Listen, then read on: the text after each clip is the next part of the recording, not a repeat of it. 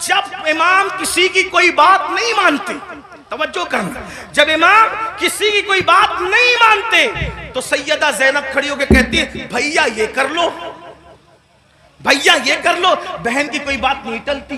گویا کہ حسین بتا رہے ہیں وہاں بہن کا کوئی تقدس نہیں ہے، اور یہاں بہن کے تقدس کا عالم یہ ہے کہ بظاہر اگر حضرت امام کے اپنی فکر کے خلاف بہن بات کر رہی ہے تو امام اس کو ہی مانتے نظر آ رہے ہیں۔ کس نے نہیں کہا تھا کہ علی اصغر کو لے جائیں اور یزیدیوں سے کہیں کہ پانی پلا دیں؟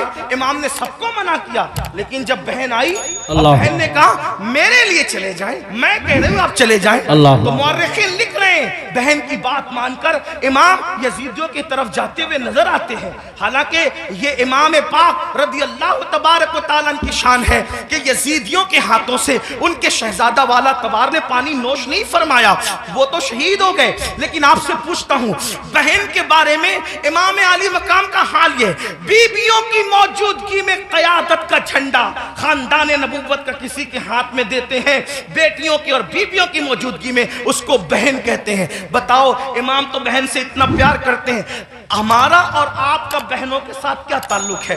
ہمارا اور آپ کا بہنوں کے ساتھ کیا رشتہ ہے؟ آپ بتائیں مجھے، اگر بہن گھر آ جائیں 4 بچوں کو لے کر تو بھائی اور بھابھی بات کرتے ہیں، کھلائیں گے کہاں سے؟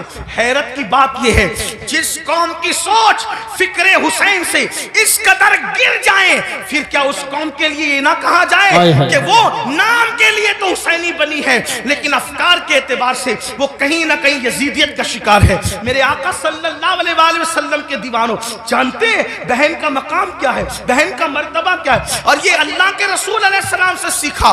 آقا علیہ السلام کی کوئی حقیقی بہن نہ تھی، لیکن جب جنگ حنین کے موقع پر اللہ اکبر حنین کے اندر وافر مقدار میں کثیر مقدار میں جو ہے وہ غنیمت کا مال آیا تو اس وقت تو ایک خاتون آئی اور آنے کے بعد کہا اے محمد میں آپ کی بہن ہوں، میں آپ کی بہن ہوں۔ حضور علیہ السلام کو اس بہن سے جدا ہوئے تقریباً کم و بیش آدھی صدی بیت چکی تھی۔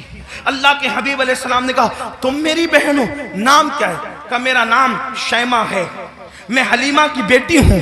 آقا علیہ السلام نے فرمایا شیمہ کو تو جانتا ہوں، حلیمہ کو بھی جانتا ہوں، میری وہ ماں ہے رضائی ماں، لیکن شیمہ تم میری بہن اور تم ہی ہو، اس کی نشانی تمہارے پاس کیا ہے؟ اللہ کیا نشانی ہے مجھے بتاؤ۔ تو حضرت شیمہ کہتی ہے ایک بات ایسی ہے جو صرف تم اور میں جانتے ہیں، تیسرا کوئی نہیں جانتا ہمارے سوا۔ کہا وہ کون سی؟ تو آقا علیہ السلام سے انہوں نے عرض کیا ایک دن میں آپ کو کہیں لے جانا چاہتی تھی، ایک دن میں آپ کو کہیں لے جانا چاہتی، آپ آنا نہیں چاہتے تھے، میں نے زبردستی کی، گود میں چھینا۔ آپ نے اکثر یہ منظر دیکھا ہوگا گھروں میں کہ بڑی بہنیں بھائی کو گود میں لے جانا چاہتی ہے، وہ نہیں آنا چاہتا تو کیا ہوتا ہے وہ زبردستی کھینچتی ہے، تانتی ہے، ایسا کرتی ہے۔ تو شیمہ کہتی ہے آپ نہیں آنا چاہتے تھے، میں لے جانا چاہتی تھی، میں نے زبردستی کی تو آپ نے میرے کندھے پر دانت کاٹ لیا تھا، اور وہ دانت کاٹنے کا نشان اب بھی موجود ہے۔